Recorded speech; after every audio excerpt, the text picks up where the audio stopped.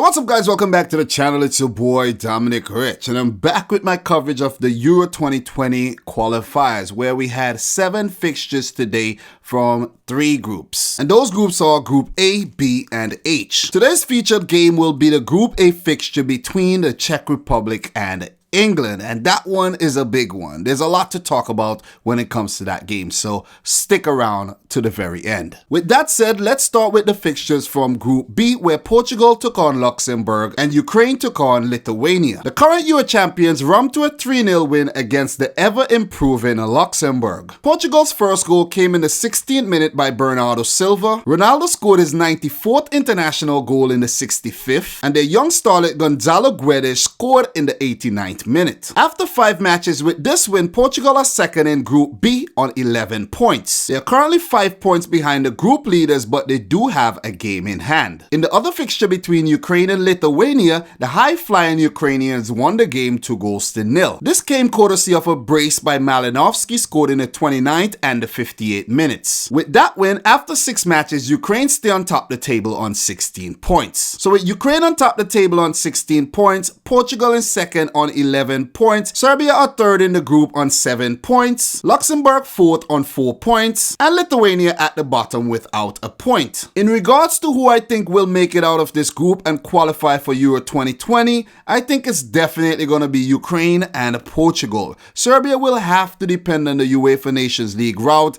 in order to make the final cut. As for Luxembourg and Lithuania, they can kiss direct qualification goodbye. As for qualifying via the UEFA Nations League, I really don't know about these teams. But I must say that if Serbia are to qualify directly, Portugal will need to slip up big time. And the way Portugal has been playing as of late, I don't think that's going to happen under Fernando Santos's watch. Before we move on to the next group, I would like to commend Andriy Shevchenko for the brilliant job he's doing with Ukraine.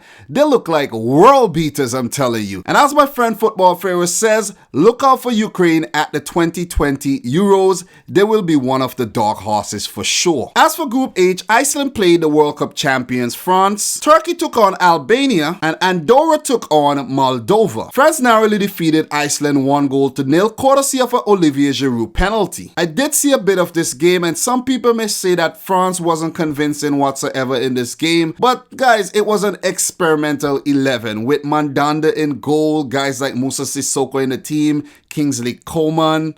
Guys, come on, what do you expect? There was no Pogba, there was no Mbappe, so I expect France wasn't at full strength. Let's just say that.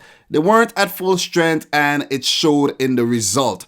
Iceland, you have to give them credit as well. They got bodies behind the ball and they frustrated the French. But as they say, a win is a win. Big 3 points for the World Cup champs. As for the match between Turkey and Albania, it ended in a 1-0 win for the home team. This was courtesy of a 90th minute goal by the striker Cenk Tosun. In the other fixture, Andorra defeated Moldova 1-0, courtesy of a goal in the 60th minute by Valis. In the grand scheme of things, after those fixtures, Turkey are on top of the table with that win. They're currently 18 points after 7 matches, with a better goal difference or head-to-head than France, who was second in the group with 18 points as well. After 7 matches, Iceland are third with 12 points, Albania fourth, 9 points, Andorra fifth, 3 points, and Moldova at the bottom, 3 points. So who do I think will qualify directly from this group?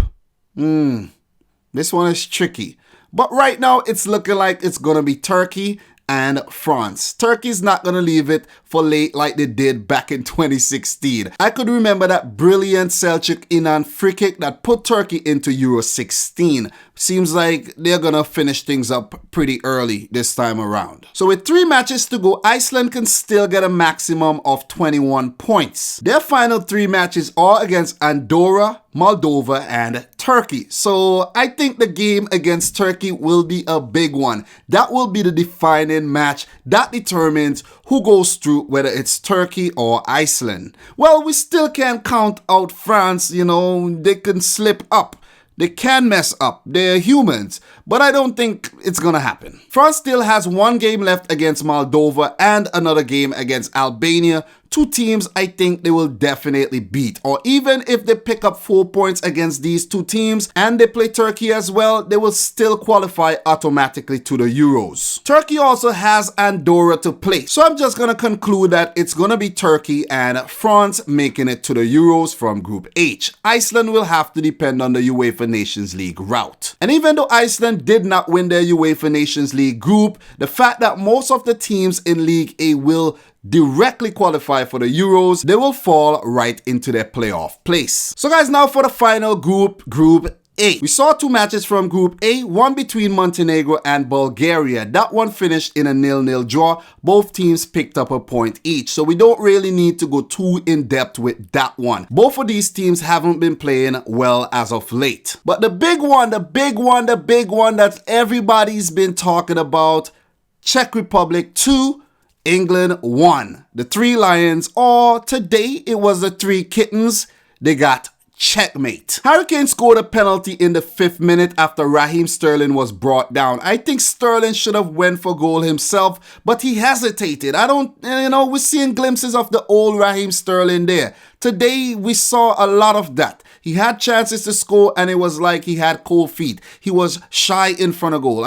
Sterling, snap out of it, please. But luckily, he was brought down by, I think it was Masopoulos who brought him down, if I'm not mistaken. And of course, Harry Kane stepped up to the spot and he dispatched it past Sevilla's #1 goalkeeper. But 4 minutes later, the Czech Republic equalized through their big defender Brabec, who scored his first international goal for his country after England's defense fell asleep during the corner. England did create a few more chances, but today they did not look like their usual cohesive selves. They just looked out of sorts. They just looked a bit lethargic. It seemed like the Czech Republic wanted this win way more than England did. And maybe we're seeing signs of England's defensive frailties after that 5-3 win against Kosovo and now a 2-1 loss against the Czech Republic. Guys, England has not lost a single World Cup qualifying fixture nor a Euro qualifying fixture for the last 10 years. It's simply ridiculous. England don't lose these types of games and they lost the game today. What's the explanation for this? Do we need to start worrying about England? Guys, I don't think so. I really don't think so. I think it was just a one-off, it was a one-off day. It wasn't their day. Czech Republic wanted this game way more. Plus, they do not play very well in Prague. But I came up with a theory though. This was simply not England's best 11. In my opinion, it wasn't. Because if you look at this lineup is not a cohesive bunch of players. Like, let me explain. Let me explain what's going on with this English team right now and why they lost.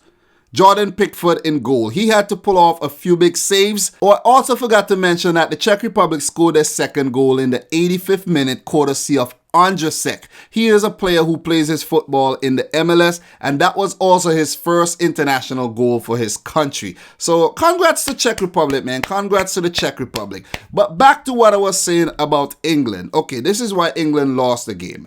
Jordan Pickford, currently playing for Everton, and Everton are struggling in the Premier League. I mean, they're struggling. They're losing games left, right, and center. This man cannot be a confident player. He is not a confident goalkeeper right now. So maybe that's a mistake. But still, you may say he's playing for England. He's England #1. But he is not a happy man right now. In the defense, Harry Maguire. He plays for Man United, guys. And we all know what's going on with Man United right now.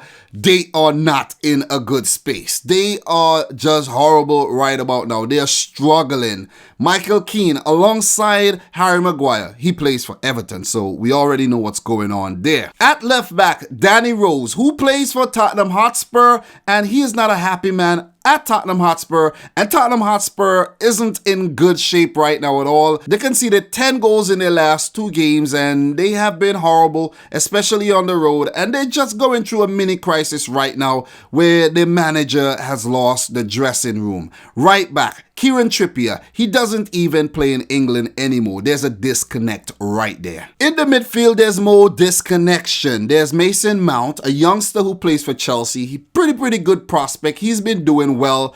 But, is he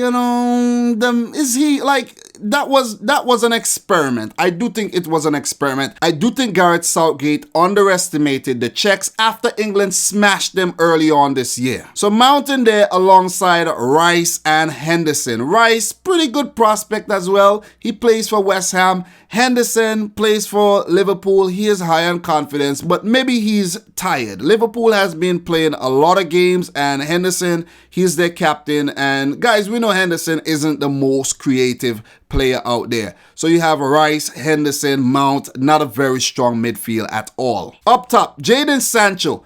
Plays well for Borussia Dortmund, but is he the man for England? Like, is he a starter for England? I know some people may be saying, like, are you crazy, man, that's Sancho. But Sancho not looking too good. He did not look good at all. And as for Harry Kane, Southgate, you need to take off Harry Kane when he is being very ineffective in the game. If 60 minutes go by and Harry Kane is like being isolated, take him off and bring on a man like Tammy Abraham. Like, come on. I'm not going to say Marcus Rashford because he is seemingly trash right now. You could call him Trashford as you want. I know, I'm being hard on the young man, but still, he has not been good. Tammy Abraham should have been on maybe after the 1 hour mark. Kane should have been off the field. Raheem Sterling, man, he plays for my team, Manchester City, and Sterling wasn't good on the day. Sterling wasn't good. It seemed like Sterling is going back to his old self. Or you reverting Sterling, or maybe you just had an off day.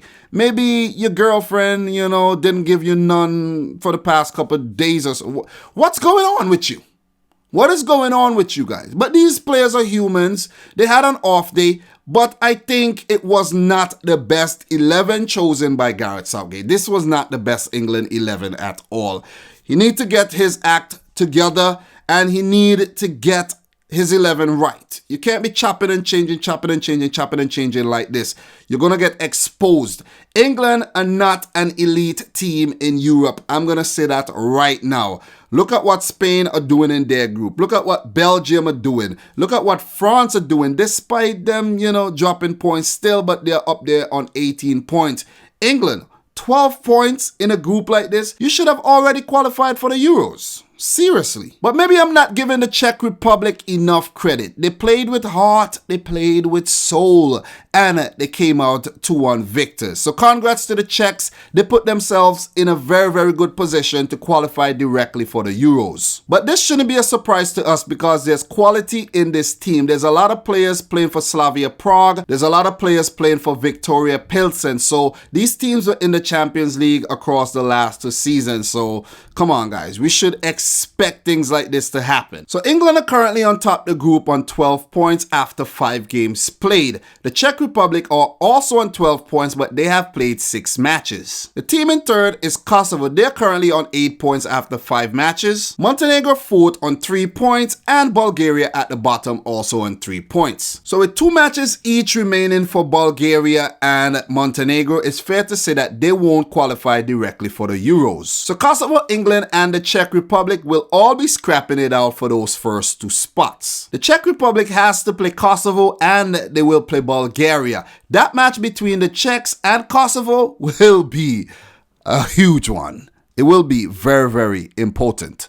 Utmost important, I should say. They also play Bulgaria on the road, and that's not going to be an easy match to win. Right now, I'm going to put my money on England not to have a catastrophic meltdown and qualify for the Euros. And then the second team, I'm going to still back Kosovo since I picked them in my initial prediction. I'm going to back Kosovo to win at least 2 of their 3 remaining games and qualify directly for Euro 2020 as a debutant. And even if they fail to take one of those direct spots, they still have the UEFA Nations League cushion to depend on. And the same goes for the Czech Republic and England. They should have one of those playoff places ready if they fail to qualify directly. So guys, I'm your boy Dominic Rich, and these are my thoughts on all the fixtures that were played on October 11th in the Euro 2020 qualifiers. If you're new around here, consider hitting the subscribe button, smash the thumbs up button, and also if you're interested in copying one of these cards, visit cardplugs.com/DominicRichFC. The link would be in the description box down below. It will definitely help out the channel, and it will make you happy when you purchase one of these cards, because this card definitely makes me happy. I'm in love with it. St. Vincent and the Grenadines, a 99, Manchester City.